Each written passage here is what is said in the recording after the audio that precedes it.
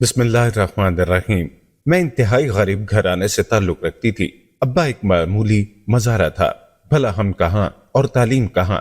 جب میں 16 سال کی تھی تو والد نے میری شادی اپنے ایک رشتہ دار کے بیٹے سے کر دی۔ یہ لوگ بھی ہماری طرح غریب تھے۔ سسر بوڑھا تھا اور شوہر ایک ذمہ دار کی زمین پر ہل چلاتا تھا۔ ہماری گزر بسر بمشکل ہوتی کیونکہ سسر کی 6 بیٹیاں تھیں اور 2 یتیم بھتیجیاں بھی ساتھ رہتی تھیں۔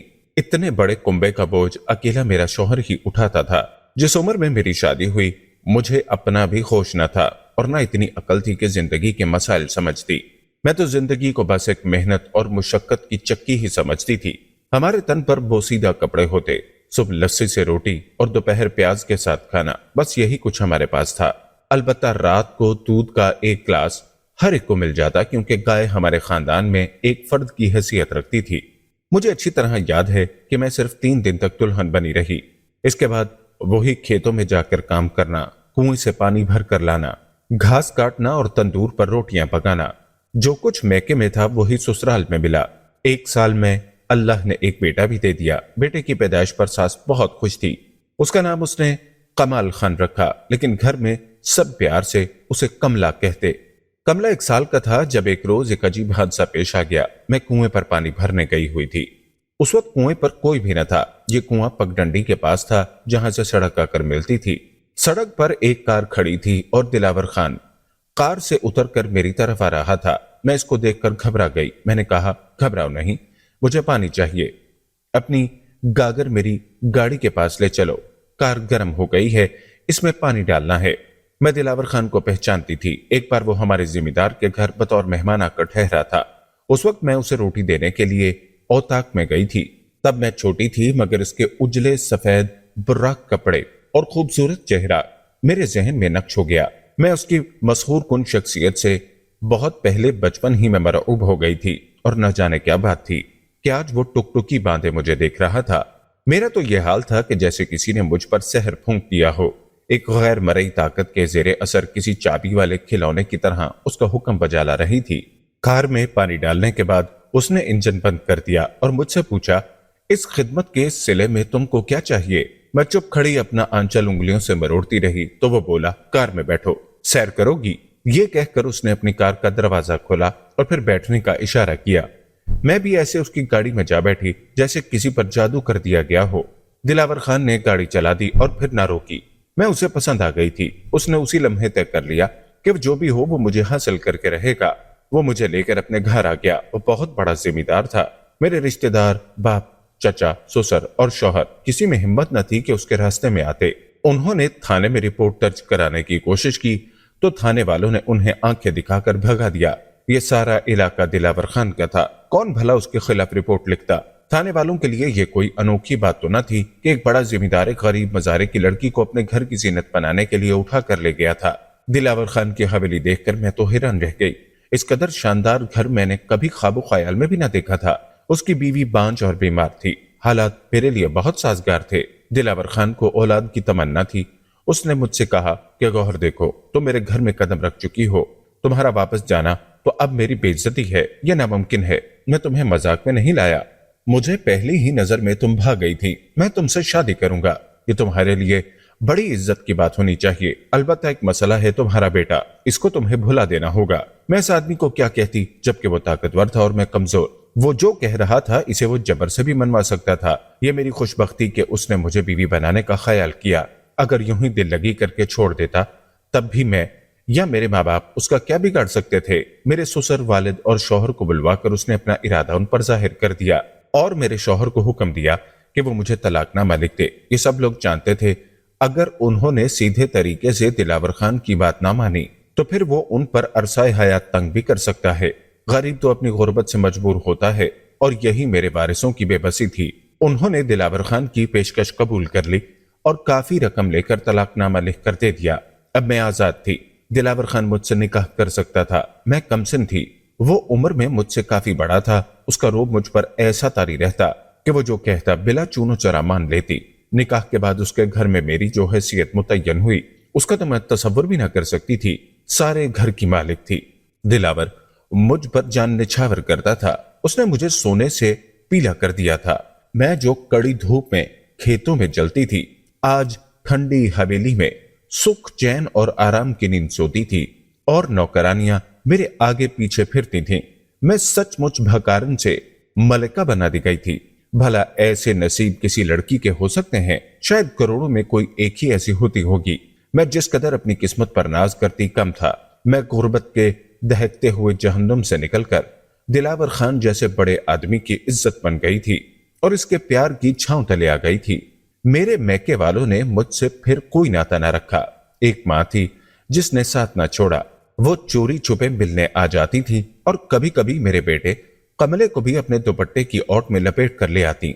जब तक मैं दिलावर खान के बच्चे की मां न बनी, दिलावर ने मेरी मां के आने जाने पर कोई एतराज न किया। लेकिन जब उसके घर में मैंने पहले बेटे को जन्म दिया तो फिर उसने मुझे जता दिया। मुझे अपने मैके से अब कोई ताल्लुक नहीं रखना, खास तौर पर पहले शौहर के लड़के के लिए इस घर में कोई जगह नहीं। पहले मैं सिर्फ दिलावर खान की महबूबा थी, अब उसके बेटे की मां बन चुकी थी और यह जंजीर बाकी सब जंजीरों से ज्यादा मजबूत थी। अब मैं कमले को याद करके तड़पती मगर उससे मिल नहीं सकती थी। वो मेरा बेटा था, मैं उसे कैसे भूल सकती थी? ये मेरा एक बेटा सोने के पालने में झूल रहा था और दूसरे को जमीन पर बिछाने के लिए दरी का टुकड़ा भी मुयस्सर न था। कमले के लिए चोरे छुपे कुछ न कुछ रकम भेजा करती थी मगर इससे मेरी तसल्ली ना होती। वो हर दम याद आता था। उससे जुदाई का मुझे बहुत गम था, लेकिन इससे भी ज्यादा गम तो इस बात का था कि वो असरत के हाथों खत्म हो रहा था और मैं मखमली बिछौनों पर सोती थी। शायद बाज गम तकदीर में अटल होते हैं, मौत की तरह। जितनी भी खुशी मिले वो गम नहीं टलते, जब तक सांस चलती है साथ रहते हैं। ऐसा ही गम मुझे अपने बेटे कमले की जुदाई का था। जिंदगी के दिन बसर होते रहे। दिलावर खान के घर मुझे हर तरह का सुख और आराम मिला। उस शख्स ने कभी कोई दुख न दिया। मेरी हर ख्वाहिश उसने पूरी की। मैंने भी उसके एवज उसके हर हुक्म की तामील की। एक इताअत गुजार बीवी बनकर उसके दिल को सुकून और आराम पहुंचाया। यहां तक के कमले को भी भुला दिया, अपनी ममता को भी मौत की नींद सुला दिया। दिलावर खान के घर मैंने 5 बेटों को जन्म दिया। मेरे काले बाल उनकी मोहब्बतों के दूधियां रोशनी में सफेद हो गए। दिलावर खान ने सारी जमीन अपनी जिंदगी में ही मेरे नाम कर दी। वो मुझसे कहा करता था, क्या खबर गौहर, तेरे लड़के तुझसे वफा करें या ना करें, इसलिए मैं जायदाद उनके नाम नहीं करूंगा। मेरे बाद तू खुद इनमें बंटवारा करती रहना। दिलावर खान उम्र में मुझसे काफी बड़ा था। वो मुझसे पहले ही मौत की राहों का मुसाफिर बना। उसके मरने के बाद पता चला कि तन्हाई और बेचारगी क्या शय होती है। जब तक वो जिंदा था किसी बात की परवाह न थी। अब हर बेटे की खुशनूदी की परवाह करना पड़ती थी। मेरे सब बेटे अपनी अपनी मशगलों और खुशियों में गुम थे। उन्हें मेरी तन्हाई और बेबगी का जरा भी एहसास न था। बड़ा बेटा शादी करके अलग हो गया। वो कभी कभार ही मेरे पास आता था। इससे छोटा भी अपनी बीवी का गुलाम बन गया। तीसरा हैदराबाद और चौथा नवाबशाह में पढ़ता था।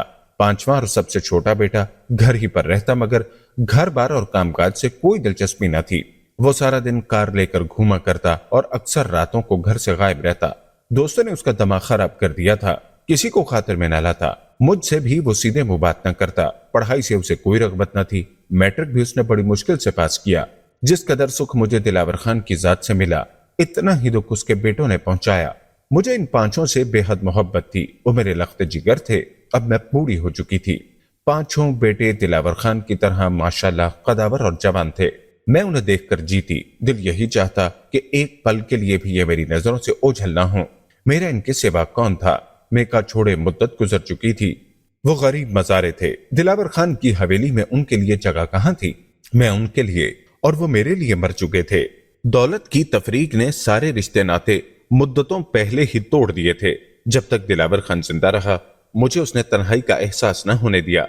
दिलावर खान मोहब्बत का एक ऐसा समुंदर था जिसमें डूबकर मैंने अपना माजी भुला दिया था। यहां तक कि अपनी कोक के जाय को भी भुला बैठी थी। हालांकि वो मुझे भूलता न था। हर लम्हा कदम कदम पर कमले की याद मेरे दिल में चुटकियां काटती रहती। मगर इन 5 बेटों ने मुझे उसकी जानिब जाने न दिया। मुझे तो उनसे यह बात भी छुपानी पड़ी थी कि उनका एक भाई और भी है, क्योंकि वो उनके सौतेले बाप का बेटा था, एक गरीब हारी का बेटा। वो हारी जो उनके मजारे होते थे। ये कैसे किसी नौकर को अपना भाई कहलवाना पसंद कर सकते थे? वो बेचारा क्या उनकी बराबरी करता? लेकिन मैं मां थी, कब तक अपने अंदर की औरत की आवाज को दबा कर रखती? अब जबकि ये लड़के मेरी परवाह न करते थे, मुझे इस बेटे की और भी ज्यादा याद सताती थी। جو मुझसे सारी उम्र जुदा रहा था। मेरी कोई बेटी भी न थी जो गमगुसार बनती।